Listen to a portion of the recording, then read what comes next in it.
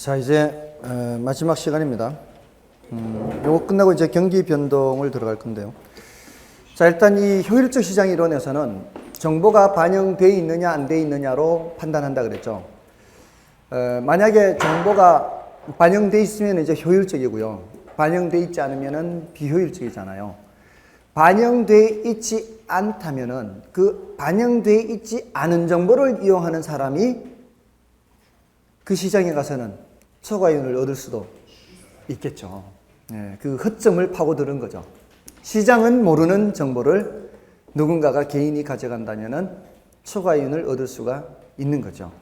그 소리는 거꾸로 얘기하자면 누군가가 초과이윤을 얻는다는 것은 시장이 허술한 데가 있다는 거예요.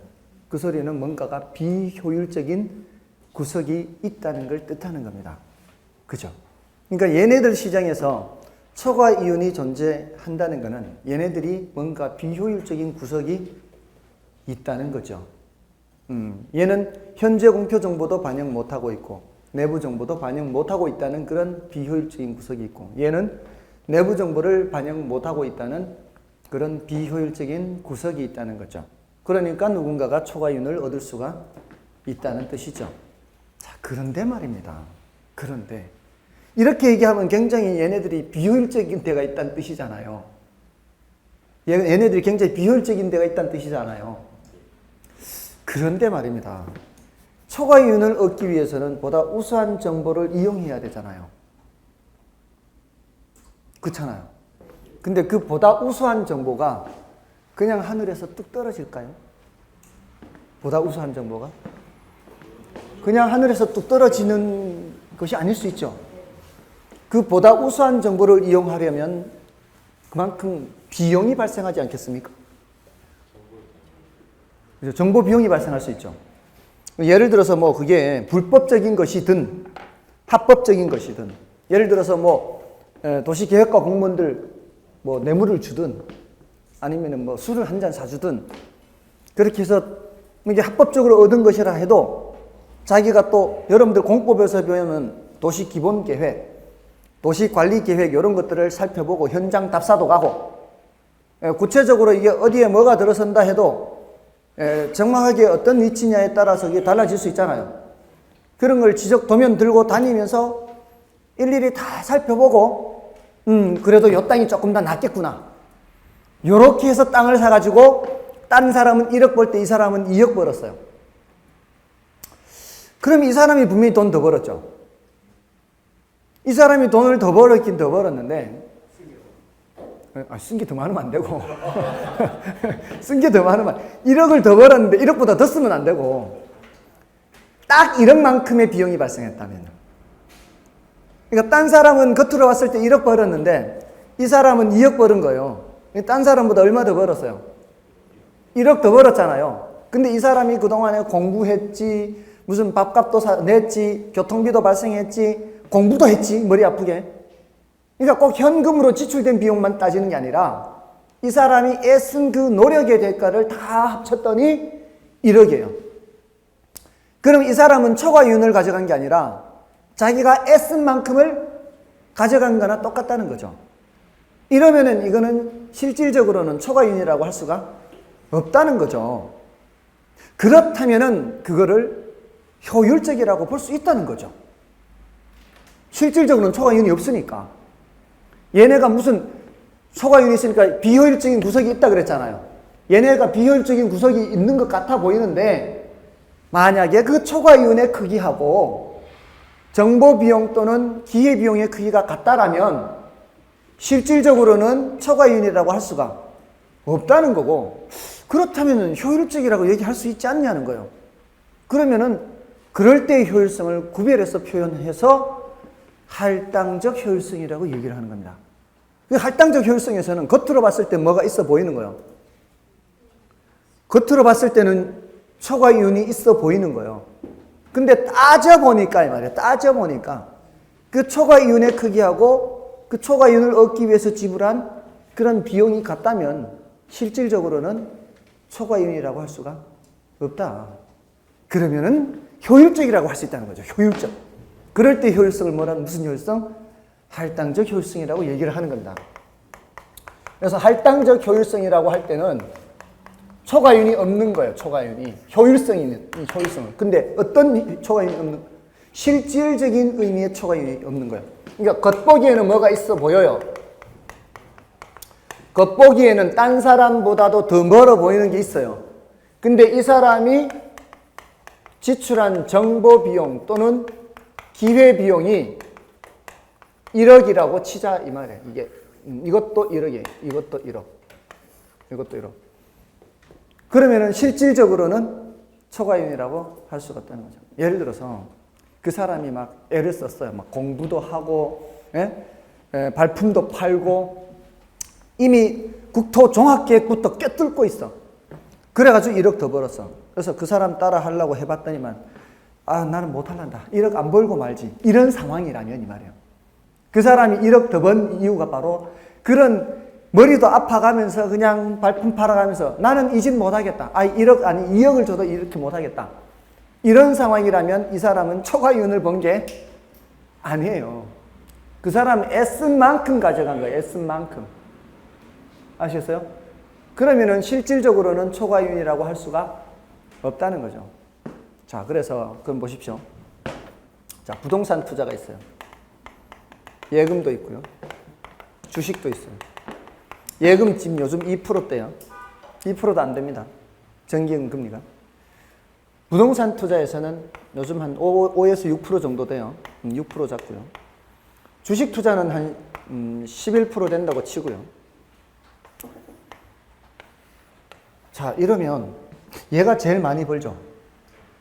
초과이윤 엄청 있어 보이죠. 그러면 다들 이거 하면 되지. 이거 안 하세요, 다들? 수익률 높은데. 안 하세요? 하시나요?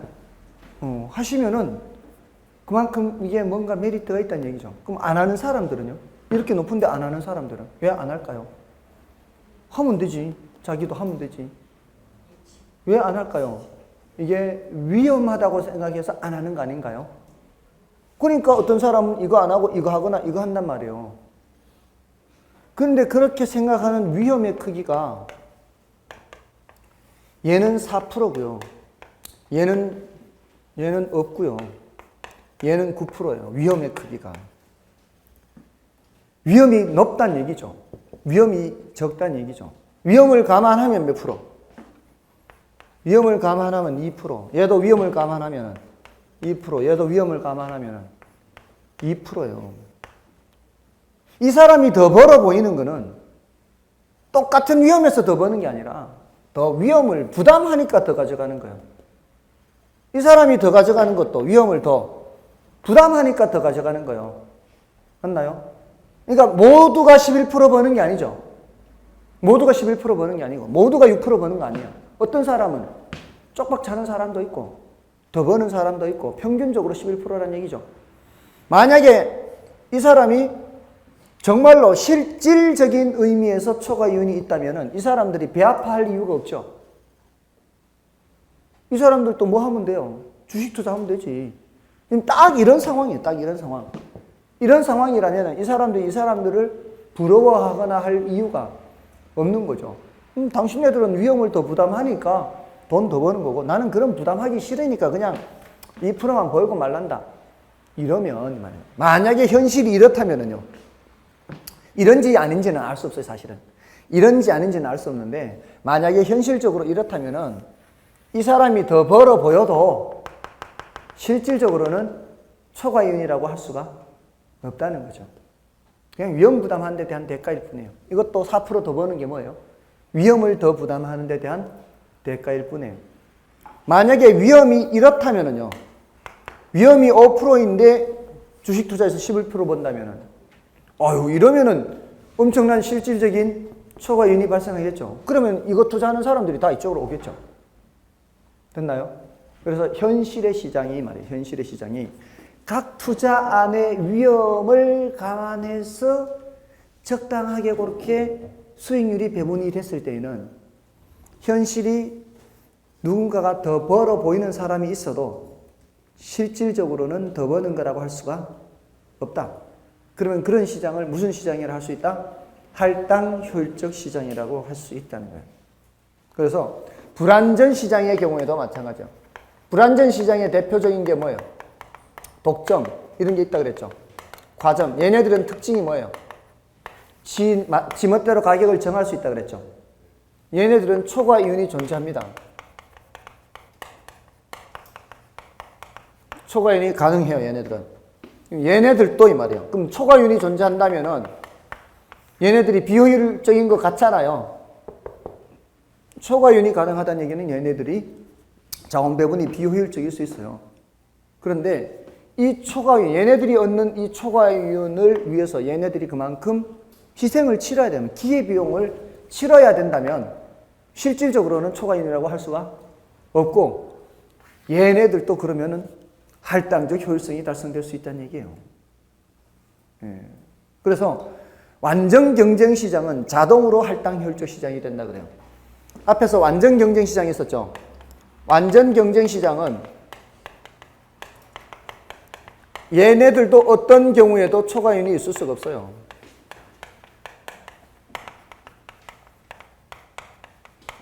장기적으로, 단기적으로는 있을 수 있는데 장기적으로 초과 이윤이 있을 수 없어요. 초과 이윤 자체가 없어요. 이 완전 경쟁 시장은. 그리고 완전 경쟁 시장은 모든 정보가 공개되어 있고 공유한다 그랬죠. 모든 정보가 공개되어 있고 공유하는 게 완전 경쟁. 현실은 이제 없다 그랬죠. 이런 시장. 전지전능이나 다름없어요. 이런 경우에는 정보 비용도 없어요. 정보 비용도. 정보 비용도 없습니다. 그럼 초과 이윤도 없고 정보 비용도 없어요. 그 소리는 뭐예요? 이게 달성된다는 얘기예요. 어디 갔죠? 할당 효율성. 이꼴. 요거. 초과 이윤도 제로, 정보 비용도 제로. 뭐가 달성되는 거예요? 할당적 효율성이 달성되는 거예요. 0으로 달성돼요. 0으로. 자, 그 다음에 강성효율적 시장 볼까요? 강성효율적 시장. 어떤 경우에도 초과 이윤 없다 그랬죠. 여기도 이미 내부 정보 다 반영돼, 모든 정보 다 반영돼 있죠. 여기도 정보를 분석할 필요 없어요. 강성효율적 시장도 뭐가 0이고 뭐가 0이에요. 초과 이윤도 0이고 이것도 0이에요.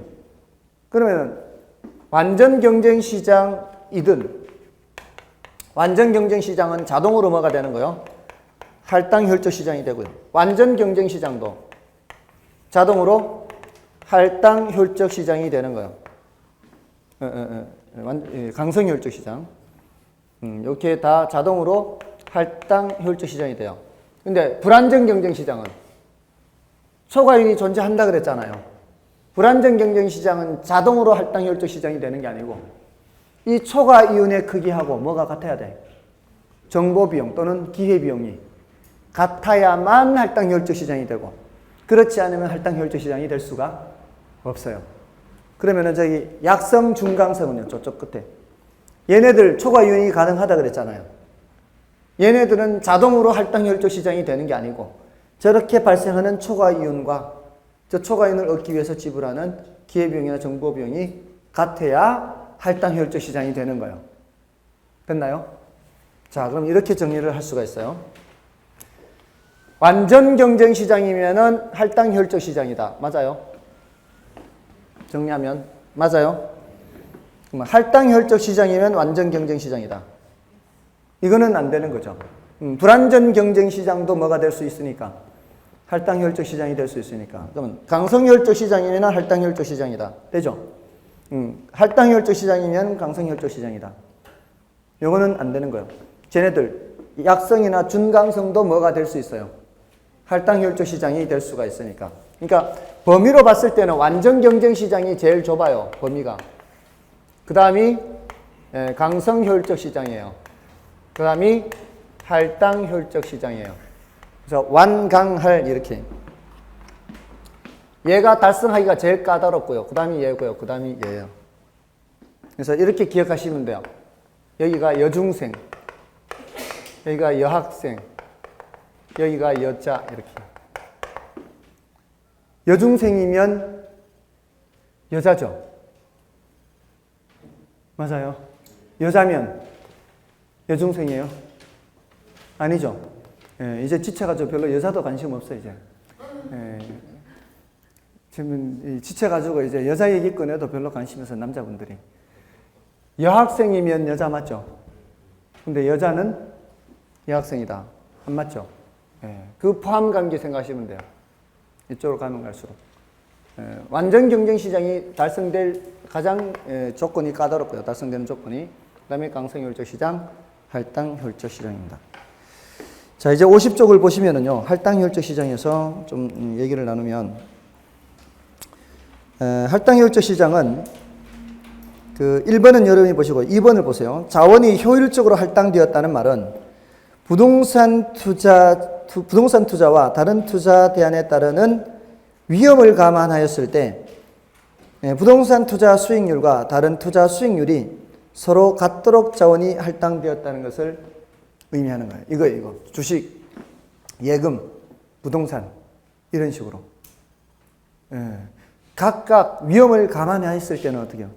위험을 감안하였을 때는 수익률이 같도록.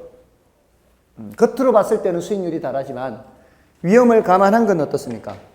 위험을 감안한 건 수익률이 같도록 자원이 배분되는 것은 이게 할당효율적 시장이 되는 거예요.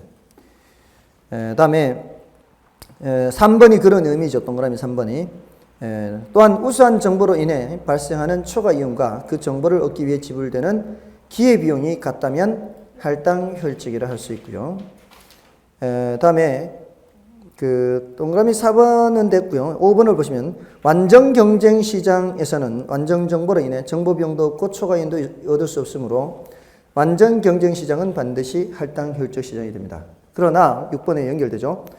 할당효율적 시장이 반드시 완전 경쟁 시장을 의미하는 것은 아니다. 그것은 불안정 경쟁 시장의 경우 초과이윤이 존재할 수 있으며 정보 비용도 존재하는데 불안정 경쟁 시장에서 발생하는 초과이윤이 정보 비용 또는 기회 비용의 크기와 동일하다면 불안전 경쟁 시장도 할당 효율적일 수 있기 때문입니다. 자, 됐고요. 나머지는 이제 여러분이 좀 확인해 주시고요. 다음에 오른쪽 페이지에서는 그 반가로 2번의 완전 경쟁 시장에서 동그라미 3번을 좀 주의를 하시고요. 많이 그 언급이 됩니다. 그 동그라미 3번과 4번을 좀 주의하세요. 그 틀릴 가능성이 많아요. 부동산 시장에서 투기가 성립되거나 초과이윤이 존재하는 것은 시장이 불안전하기 때문이라기보다는 할당 효율적이지 못하기 때문이고요. 다만 부동산 시장에서 동그라미 4번입니다. 정보 비용이 발생하는 것은 시장이 불안전하기 때문입니다. 정보 비용이 발생하는 것은 시장이 불안전하기 때문이고 투기가 성립되거나 초과이윤이 존재하는 것은 시장이 불안전하기 때문이라기보다는 할당 효율적이지 못하기 때문에요. 그 두 가지를 구별을 해야 됩니다. 되셨죠? 다음에 반가로 4번에 보시면은 이제 반가로 3번 됐고요. 그게 이제 정보 비용과 부동산의 가치 하는 거 있죠. 그거는 중요도가 좀 낮습니다. 요거는 그 동그라미 2번 지문만 좀 보시면 돼요. 이게 작년에 출제가 됐어요. 계산 문제가. 그 정보 비용 가치 계산하는 게 작년에 출제가 돼서 올해는 출제 가능성이 뚝 떨어졌습니다. 이건 10년에 한두 번 나올까 말까 하는 건데 작년에 출제됐는데 다시 연속으로 출제될 가능성은 거의 없다고 봅니다. 그래서 지난번에 계산 문제 풀 때는 풀어는 드렸어요. 풀어는 드렸는데 중요도가 낮습니다.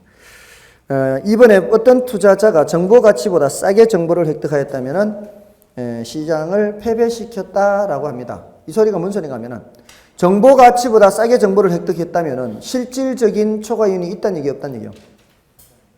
실질적인 초과이윤이 있다는 얘기죠. 그렇다는 얘기는 시장하고와의 싸움에서 그 사람이 이겼다는 뜻입니다. 그런 의미고요. 다음에 여과 현상은 뒤에 그 정책론에 언급이 됩니다. 정책론 몇 쪽이죠? 71쪽인가요? 아니 71쪽이 아니고 79쪽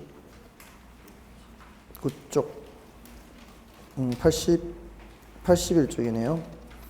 임대료 보조가 있어요. 81쪽에. 그래서 83쪽에 다시 나옵니다. 그래서 83쪽에서 한꺼번에 정리를 하면 되고요.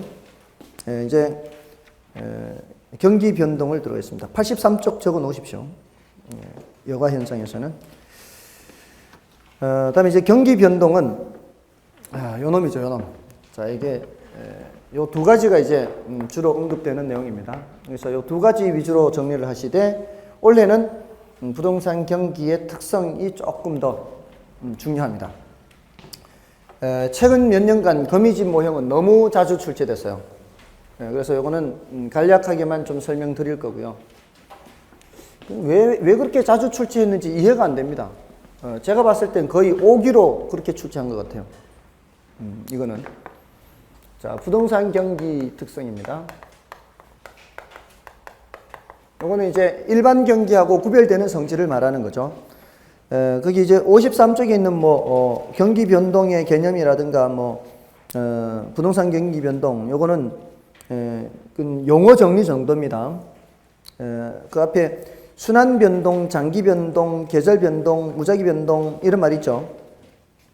거기서 순환 변동, 요거는 우리가 주로 살펴보는 하향, 그 다음에 회복, 상향, 후퇴하는 그 얘기하는 것을 말하고요. 그 용어들은 익혀 두셔야 되죠. 근데 이제 넘어가시면은 장기적 변동은 요거는 중요도가 좀 낮습니다. 근데 그 장기적 변동의 디귿을 사람들이 헷갈려 할 수 있어요. 장기적 변동의 디귿. 장기적 변동의 디귿 하면은 디귿은 일반 경기의 장기적 변동하고요. 일반 경기의 장기 변동하고요. 부동산 경기의 장기 변동. 이 장기 변동이라는 게 일반 경기에서는 60년 이상이고요. 100년 전후를 할 수도 있어요. 100년 전후. 굉장히 깁니다. 주기가. 장기 변동 주기가. 근데 부동산 경기에서는 길어야 50년에서 60년 이내입니다. 50년에서 60년 이내. 그러니까 얘가 더 짧아요. 부동산 경기의 장기 변동이 일반 경기의 장기 변동보다 더 짧습니다. 근데 우리는 장기 변동을 위주로 보는 게 아니고요. 순환 변동을 위주로 본단 말이에요.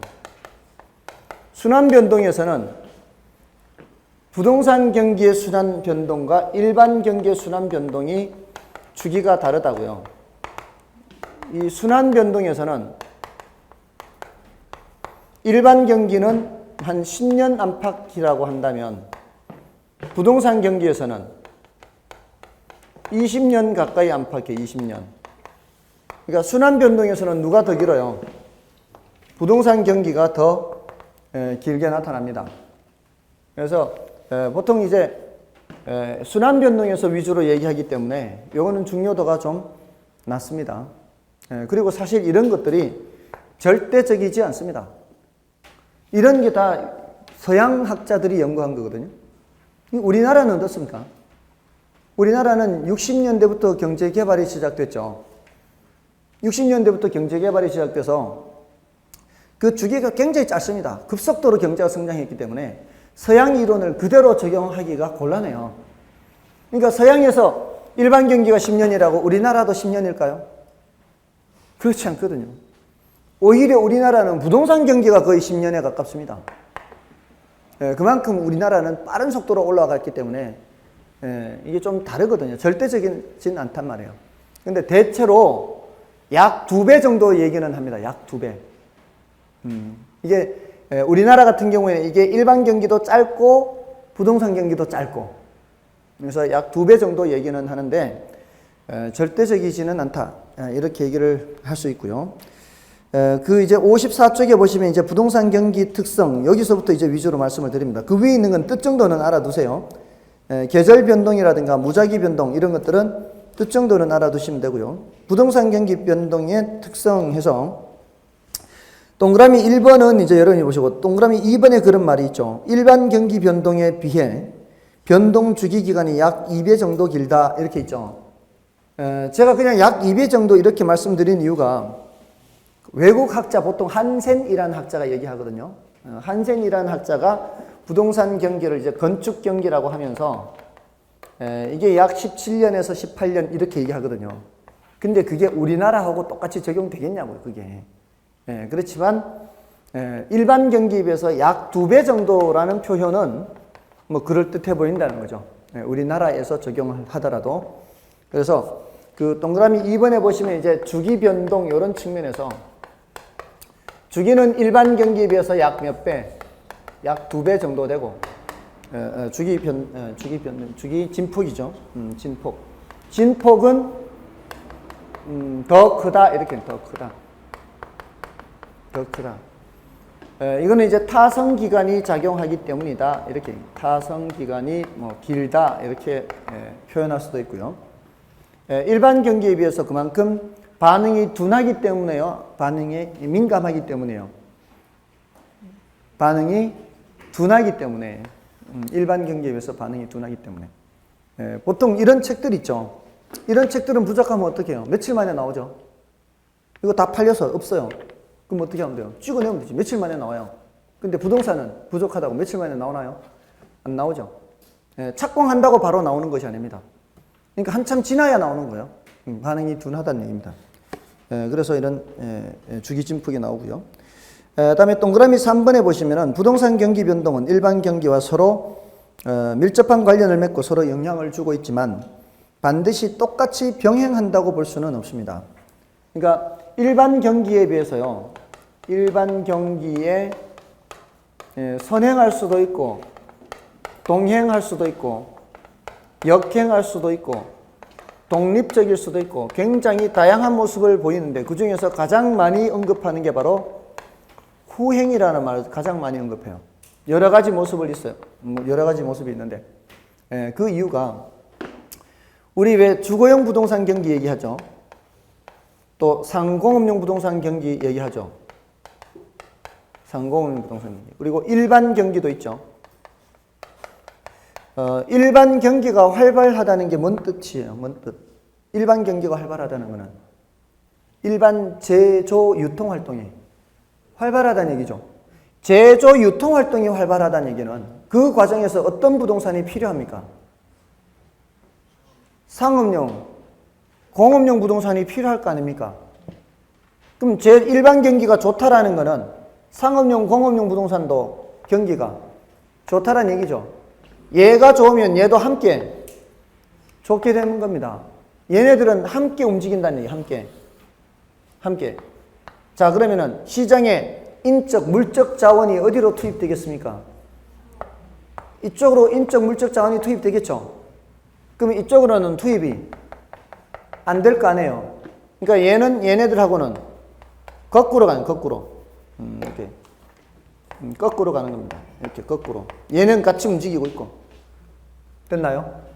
자, 그러면은 경기를 나타내는 지표들이 있어요.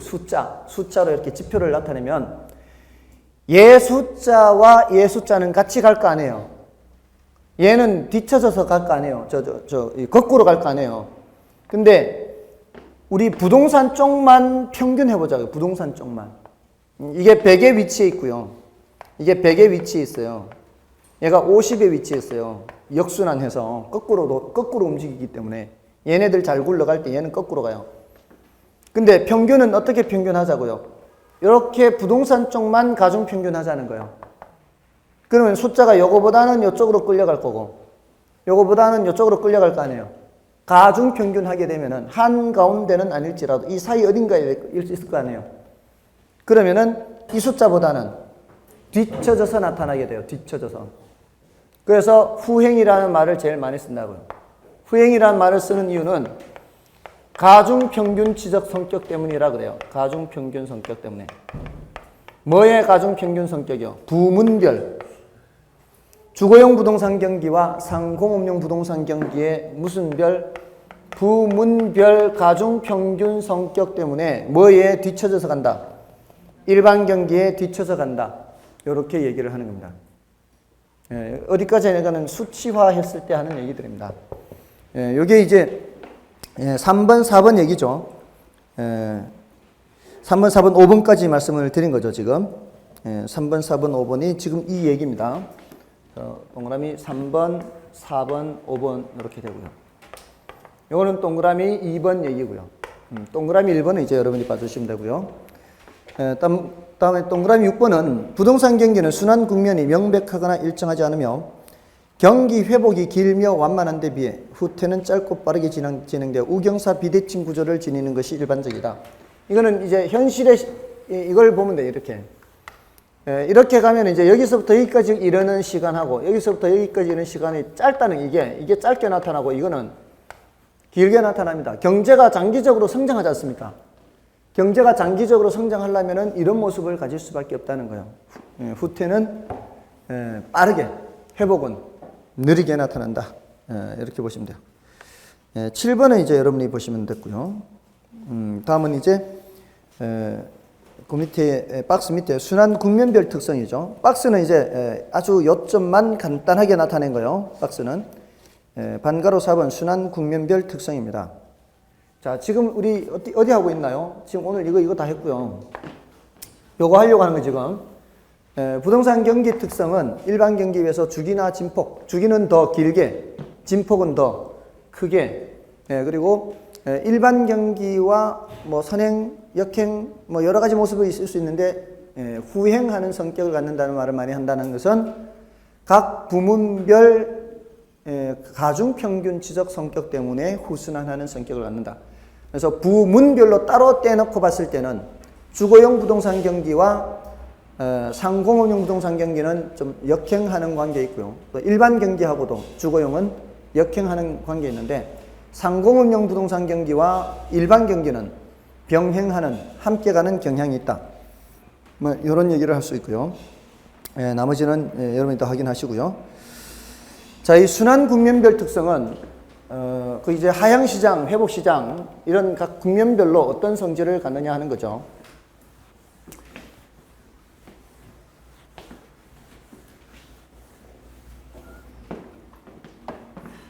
자, 하향 시장, 또 회복 시장, 상향 시장, 후퇴 시장. 자, 부동산 경기에는 어떤 독특한 성격의 시장이 있어요?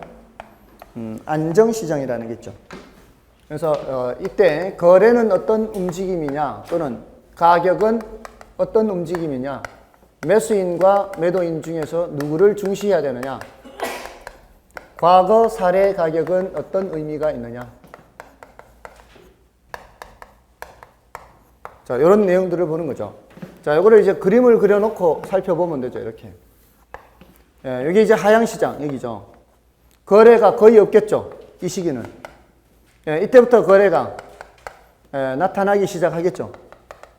이때는 이제 표현이 거래가 활기를 띈다 그래요. 활기. 이때는 거래가 활발이 되는 거고요. 이때는 거래가 한산해진다 그래요. 한산. 이때는 거래가 또 거의 없는 거죠. 가격은 이때부터 이제 떨어지기 시작해서 저점을 찍을 때까지 하향이고요. 가격이 저점을 찍고 올라가는 시기가 회복이고요. 거래가 빠른 속도로 올라가는 거죠. 자, 이렇게 이제 내수로 구분하는데 둘로 구분할 수도 있습니다. 수축, 팽창, 수축, 팽창 이렇게 둘로 구분할 수도 있습니다. 꼭 내국면으로만 해야 되는 법은 없어요. 그다음에 매수인과 매도인 사이에서 누구를 중시해야 돼요? 올라가는 시기에는 매도인, 내려가는 시기에는 매수인입니다. 내려가는 시기에는 안 사려고 하죠, 사람들이. 그러니까 자꾸 늦추려고 한단 말이에요. 그러니까 중개하는 입장에서는 누구 입장을 더 고려해야 되는 거예요. 매수인을 잘 구슬러야 된다 이 말이에요. 그래서 이거를 상도, 하수 이렇게 외워버리면 돼요. 올라가는 시기에는 매도인, 내려가는 시기에는 매수인. 상도, 하수 하면 돼. 상도, 하수. 상도, 하수.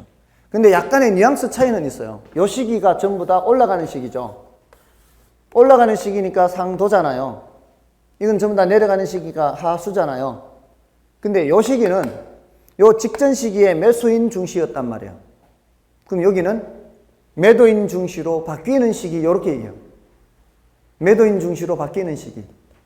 그럼 이 시기는 매도인 중시가 강화되는 시기. 뉘앙스 차이만 얘기해 주면 되는 거예요. 그럼 이 시기는 뭐라고 하겠어요? 매수인 중시로 바뀌는 시기, 전환되는 시기. 이때는 매수인 중시가 강화되는 시기. 이런 뉘앙스 차이가 있습니다. 이게 이제 요 내용이고요. 그 다음에 이런 주제에서는 요게 이제 기준 가격인데요. 이 기준, 아래 기준 가격, 위 기준 가격이에요. 여러분들 이제 거래 사례 비교법에서는 과거 사례 가격을 보고 평가를 하죠. 자, 이렇게 내려가는 시기에 보세요. 내려가는 시기에 요 내려가는 시기에 과거 사례 가격은 새로운 거래에서는 상한의 의미가 있습니다. 그것보다 더 높게 평가할 수는 없어요. 내리막길인데. 그렇잖아요. 내리막길인데 얼마 전에 거래가 됐어요. 그럼 지금 평가할 때 이것보다 더 높게 할 수는 없잖아요. 근데 지금 요 후퇴는 요 위 기준 가격에서 멀리 떨어져 있지 않죠. 후퇴 시장은 여기서 멀리 떨어져 있지 않잖아요. 이 시장에서 보는 과거 사례는 이 근처일 수도 있잖아요. 그래서 후퇴 시장에서 보는 과거 사례 가격은 기준 가격이거나 상한 가격이다. 이렇게 표현을 해요. 얘도 언급해주고 상한도 언급해주고요. 근데 밑으로 많이 내려왔어요. 하향 시장이에요. 하향 시장은 꽤 많이 내려왔죠. 기준 가격에서 멀리 떨어졌죠, 지금. 이 시장에서는 과거 사례 가격은 뭐라고만 얘기하는 거예요? 상한의 의미가 있다라고만 얘기해요. 기준은 얘기 안 한단 말이에요. 그러면 지금 여기서 올라가는 시기도 마찬가지. 회복 시장에서는 과거 사례 가격은 이 저점 근처일 수도 있잖아요. 지금 방금 꺾여 올라왔잖아요. 그러니까 과거 사례 가격은 기준 가격이거나 하한의 의미가 있다. 이렇게 표현하는데 많이 올라왔죠, 이제. 여기서 많이 올라왔을 때에는 과거 사례 가격은 그때는 하한의 의미가 있다. 이렇게만 표현을 한다고요. 표현할 때. 됐나요? 여기서는 기준 가격도 말해주고 하한이고 여기서도 기준 가격도 말해주고 상한의 의미고 많이 떨어지면은 과거 사례 가격은 상한의 의미만 있고요. 여기 많이 올라와 버리면은 과거 사례 가격은 하한의 의미가 있다. 이런 식으로 표현을 한단 말이에요. 그리고 이 공실률이 올라간다. 이것은 공실이 올라간다는 경기가 안 좋아진다는 거죠. 뭐 이런 관계라든가 기타 사항들이 좀 있고요. 요 안정시장이라는 게 독특한 게 있죠. 부동산 경기에서는. 요거는 일반 시장에는 있어요, 없어요? 일반 시장에는 이런 거 얘기 안 한다는 거죠. 그리고 안정시장의 성격을 갖는 부동산의 종류를 알아야 돼요. 모든 부동산이 안정시장의 성격을 갖지는 않습니다. 요거는 소규모 주택 있죠. 소규모 주택이거나 또는 도심지 점포 이런 것들은 경기를 별로 안 탄다 그랬죠. 그래서 불황에 강한 부동산이다. 이렇게 표현한다고요. 불황에 강한 부동산. 또는 이제 호황에는 약할 수 있죠. 이런 경우에는 과거 사례 가격은 신뢰할 수 있는 기준 가격이 된다라고 합니다. 늘 안정적이기 때문에 과거 사례 가격은 신뢰할 수 있는 기준 가격이 될 수 있다. 자, 이게 우리 이제 순환 국면별 특징이고요. 다음에 그 57쪽에 가시면은 그 경기 측정 지표라는 게 있죠. 경기 측정 지표에서는 그 괄호 속에 그 표현이 키워드입니다. 부동산 경기 측정 지표에서는 그 부동산 가격, 건축량, 거래량을 종합적으로 판단 이렇게 돼 있죠. 근데 건축량 위에다가 공급 지표로 써두시면 되고요. 건축량은 공급 지표고요. 거래량은 수요 지표입니다. 우리가 경기가 좋다라고 하려면은 일단 건축이 돼야 돼요. 생산이 돼야 되고요. 생산된 게 거래도 돼야 되거든요. 수요가 돼요, 수요가. 그래서 공급 지표, 수요 지표를 모두 보고 그리고 뭐도 살펴보는 거요? 가격 변동을 살펴봐서 종합적으로 살펴봐야 됩니다. 그리고 그러한 경기 변동에는 선행지표, 동행지표, 후행지표가 있죠. 선행지표의 대표적인 것은 예의 건축 허가 면적이 있고요. 그리고 택지 분양 실적 한 두 가지 정도 생각하면 되겠네요. 물론 공실률도 있을 수 있는데 다음에 동행지표의 대표적인 예가 건축량, 거래량 등입니다. 그리고 후행지표는 건축 완공량입니다. 이런 것들이 모두 지표들입니다. 경기 측정 지표. 요거는 상대적으로 중요도가 좀 낮은 편이고요. 다음에 밑으로 내려가시면 거미집 모형이죠. 자, 요거는 그 특징이 의에 있습니다. 시차를 도입하여 시장 균형의 안정성을 동태적으로 검토하는 이론입니다. 이게 동태가 뭔가요?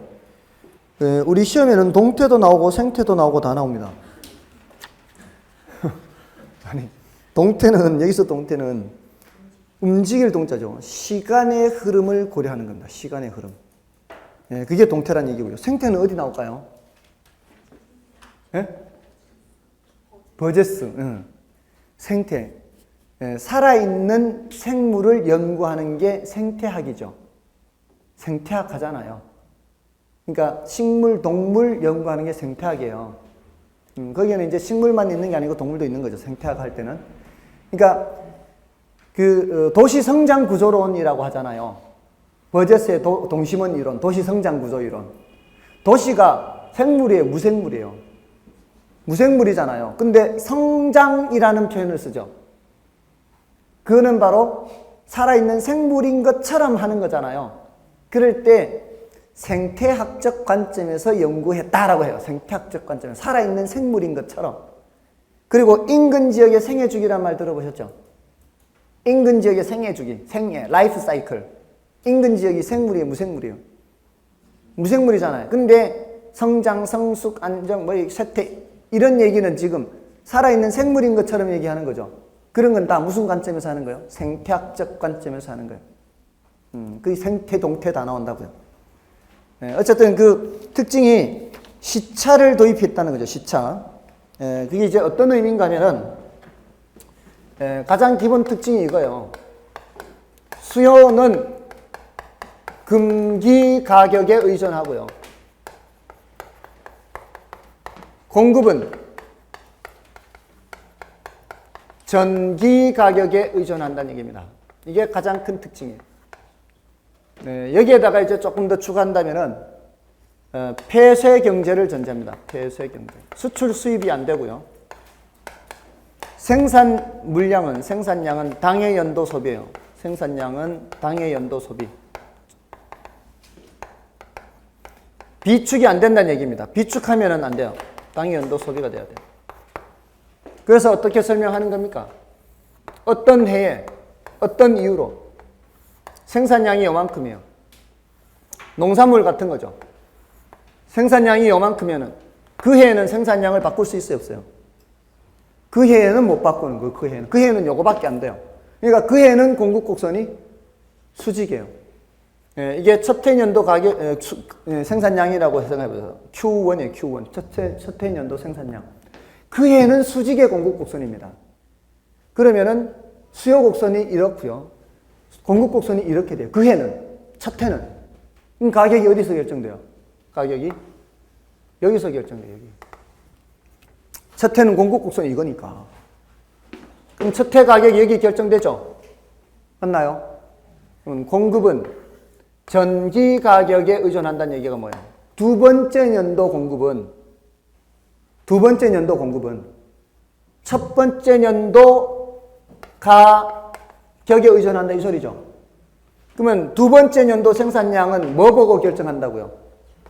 첫 번째 연도 가격 보고 두 번째 연도 생산량을 결정해요. 두 번째 연도 생산 이만큼. 이게 공급 곡선이니까. 가격이 굉장히 높죠. 높으니까 농민들이 이만큼 생산하는 거예요. 공급 곡선을 보고. 다음 연도 이만큼이 생산되면은 다음 연도는 수량을 바꿀 수 있어요, 없어요? 다음 연도 생산돼 버리면은 그 생산량을 더 바꿀 수가 없어요. 농산물 같은 거는 한 해 결정 나 버리면은 파종시기 놓쳐버리면 안 되는 거예요, 농산물은. 다음 연도 생산되면 이게 요만큼이에요, 다음 연도는. 그러면 첫 번째 연도 공급 곡선은 이런 수직 공급 곡선이고 두 번째 연도 공급 곡선은 이런 수직의 공급 곡선이에요. 다 계속 수직의 공급 곡선이 되는 거예요. 그러면 두 번째 연도 가격은 어떻게 돼요? 이게 수요 곡선, 공급. 수요는 항상 그 해 가격 보고 결정하니까. 수요는 이렇고 공급은 이렇게 되는 거예요. 그러면 여기가 되는 거예요, 여기가. 두 번째 연도는 가격이 여기예요. 그럼 어떻게 해요? 두 번째 연도 가격은 여기예요. 그러면 세 번째 연도 생산량은 여기 지금 Q2거든요. 여기가 Q2, 여기. 세 번째 연도 생산량은 두 번째 연도 가격 보고 결정해요. 그럼 요 가격 보고 공급 곡선 어디예요? 공급 곡선이 여기 이만큼. 가격이 많이 떨어졌죠. 떨어지니까 공급 곡선 보고 가격 요만큼 보고 요만큼 생산하는 거예요. 그러면 어떻게 해요? 요렇게 되는 거예요. 이게 Q3예요. Q1, Q2, Q3. 그러니까 해마다 그 해 공급 곡선은 수직이에요. 그러면 세 번째 공급 곡선 이렇게 되니까 수요 곡선 이거죠 또. 수요는 이거고 공급은 이거예요. 그럼 여기가 균형 가격이 되는 거예요. 됐나요? 이제 뭐 눈 감아도 그냥 지나갈게요. 이제 뭐 어차피 다 된 판에 이제 뭐 시간 다 됐는데 문 닫을 때 다 됐어 이제. 자, 그럼 결국 어떻게 해요? 첫 번째 연도는 여기서 가격이 형성되고 더 많이 생산하니까 가격이 떨어지고, 가격이 떨어지니까 사람들이 생산량을 여기서 이렇게 줄여요. 그래서 요만큼만 생산하고, 줄이니까 가격은 올라가고, 올라가니까 더 생산하고, 더 생산하면은 떨어지고, 떨어지니까 덜 생산, 덜 생산하니까 올라가고, 올라가니까 더 생산하고, 이렇게 된다고 이 말이에요. 됐어요? 이게 해마다 이렇게 되는 거예요. 첫째, 둘째, 셋째, 넷째, 다섯째, 여섯째 이렇게. 이게 시차를 고려한 거예요. 동태적인 분석, 동태적인 분석. 시차를 고려했다는 것은 공급의 시차를 말하는 거고요. 파종 시기와 실제로 생산되는 시기. 건축은 지금 착공한 시기와 실제로 물건이 나온 시기. 이게 차이가 있다는 겁니다. 지금 그래서 이게 어떻게 되고 있어요? 안으로 들어가고 있죠? 이게 무슨 형? 이게 수렴형이라는 얘기예요, 수렴형. 근데 올해는 중요도가 좀 낮다 이렇게 볼 수 있다고요.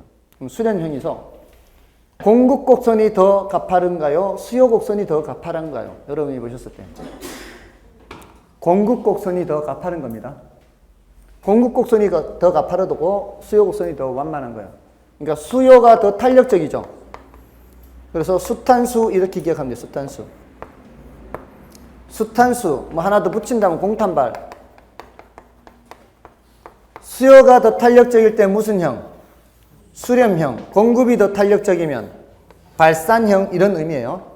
그래서 수탄이 공탄보다 더 크다. 이렇게 되면 뭐예요? 수탄이 더 크니까 무슨 형? 수렴형이다. 요거를 기울기 절대값으로 표현하면 어떻게 표현할 수 있는 거예요?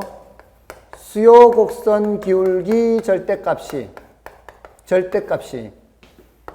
공급 곡선 기울기 절대값보다는 더 작아야 돼요. 반대가 되는 거예요. 반대. 탄력성으로 얘기하면 누가 더 탄력적이고요? 수요가 더 탄력적이고, 기울기 절대값으로 얘기하자면 공급 곡선의 기울기 절대값이 더 큰 거예요. 근데 이게 작년에 계산 문제로 나왔다고요. 이항해서 정리하고 절대값 계산하고, 이거는 작년에 어떤 형태로 가르쳤어도 아마 못 풀었을 겁니다.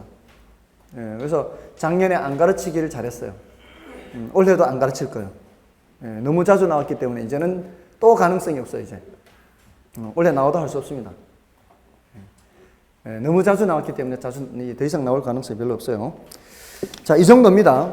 거미줄 모형은. 그래서 결론은 경기 변동에서는 부동산 경기 변동의 특성과 순환 국면 특성, 여기에 좀 더 초점을 맞추시고요.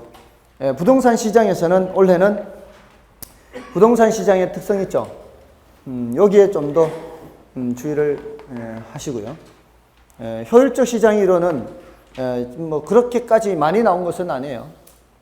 일단 부동산 시장의 특성을 좀 더 초점을 맞추시고 나중에 조금 더 효율적 시장 이론을 보시면 됩니다. 됐죠?